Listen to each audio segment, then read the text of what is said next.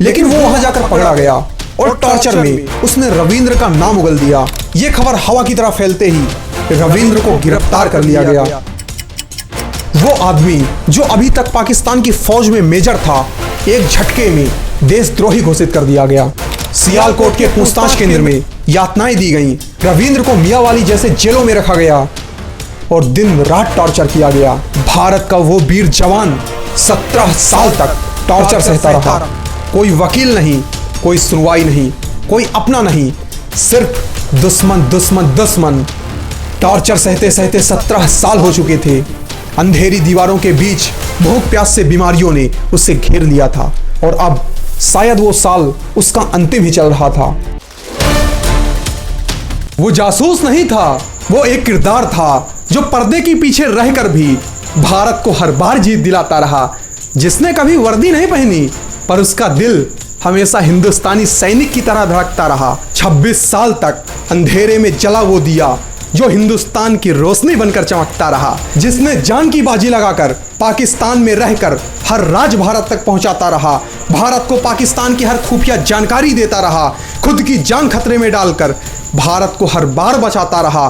भारत का वो वीर सपूत कोई और नहीं, रविंद्र कौशिक ही हो सकता है। रविंद्र कौशिक वो कहानी है जो अगर पर्दे पर आए तो दुनिया समझेगी कि सच्चा हीरो कौन होता है। रविंद्र कौशिक वो नाम है जिसने दुश्मन की आंखों में आंखें डालकर हिंदुस्तान की हिफाजत की थी। रविंद्र कौशिक वो नाम है जिसने अपने देश के लिए अपनी पहचान, अपना परिवार, यहां तक कि अपनी जिंदगी तक कुर्बान कर दी। जिसे इंदिरा गांधी ने ब्लैक टाइगर कहा था। और यह कहानी भारत के सबसे कामयाब रॉ एजेंट रविंद्र कौशिक की ही है। ये वो सच्ची कहानी है जो कभी उभर नहीं पाई, जो कभी समाज में लोगों के बीच नहीं आ पाई, जो कभी सुनाई नहीं गई और उस वीर की कुर्बानी कभी याद नहीं दिलाई गई। साल था 1952। राजस्थान के श्री गंगानगर में एक साधारण परिवार में जन्मा एक असाधारण बच्चा रविंद्र कौशिक। पढ़ाई में तेज, बोलने में प्रभावशाली और थिएटर में लाजवाब। कॉलेज में डिबेट जीतते जीतते उसने रॉ की नजर अपनी ओर खींच ली। रविंद्र कौशिक की काबिलियत देख 1975 में रविंद्र को रॉ की तरफ से अप्रोच किया गया ताकि वो रॉ का एजेंट बने। और समय के साथ कुछ ऐसा ही हुआ। देशभक्ति का जुनून इस कदर था कि कुर्बानी भी उसे अच्छी लगने लगी थी। इसके बाद शुरू हुई एक ऐसी ट्रेनिंग जिसकी कल्पना शायद कोई नहीं कर सकता था।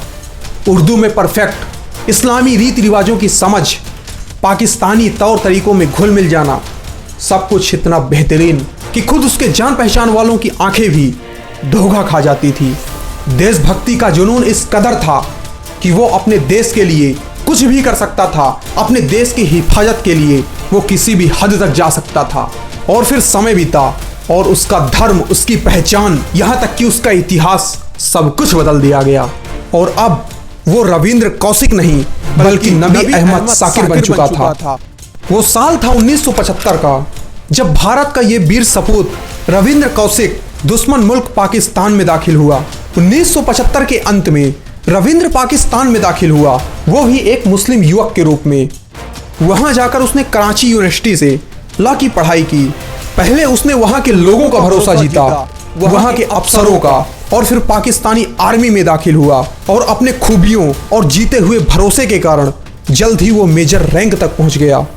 भारत का वो वीर सपूत पाकिस्तानी आर्मी का अफसर बनकर रॉ को ऐसी ऐसी खुफिया जानकारियां भेजता रहा जो भारत को कई बड़े युद्धों से बचा गईं। और इसी दौरान उसने एक पाकिस्तानी महिला से शादी कर ली और फिर उसका एक बेटा हुआ। लेकिन देशभक्ति का बोझ इतना भारी था कि रविंद्र अपने बेटे को कभी अपना असली नाम तक ना बता सका। वहां पर वो दो जिंदगी जी रहा था, एक वतन के लिए और एक दुश्मन के बीच। समय बीतता गया और वो कई बड़ी खुफिया जानकारी अपने देश भेजता रहा।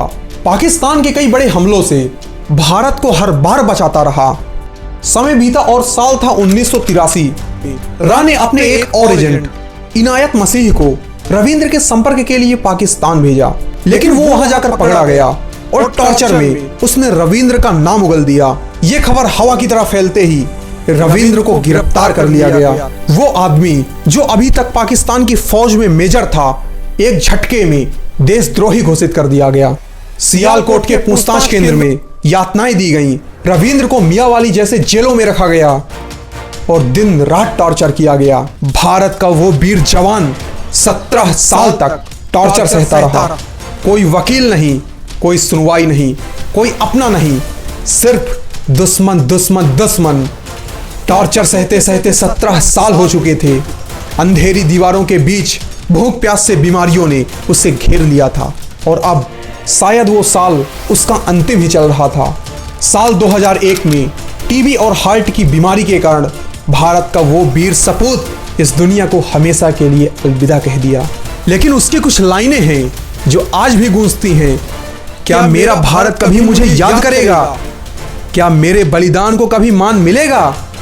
मैंने जो किया वो सिर्फ अपने देश के लिए किया और अगर फिर मौका मिले तो फिर मैं वही करूंगा जो मैंने अब भी किया।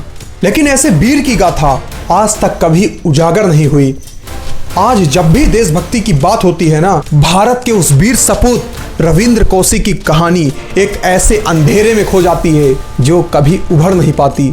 भारत का वो वीर सपूत जिसने वतन के लिए कुर्बानी दे दी, जिसने अपना पूरा जीवन वतन के नाम कर दिया, हजारों लोगों की जिंदगी बचाया, लेकिन फिर भी उस वीर सपूत का नाम एक ऐसे अंधेरे में खो गया जो आज तक कभी बाहर नहीं निकल पाया, जो आज तक कभी पर्दे पर नहीं उतर पाया।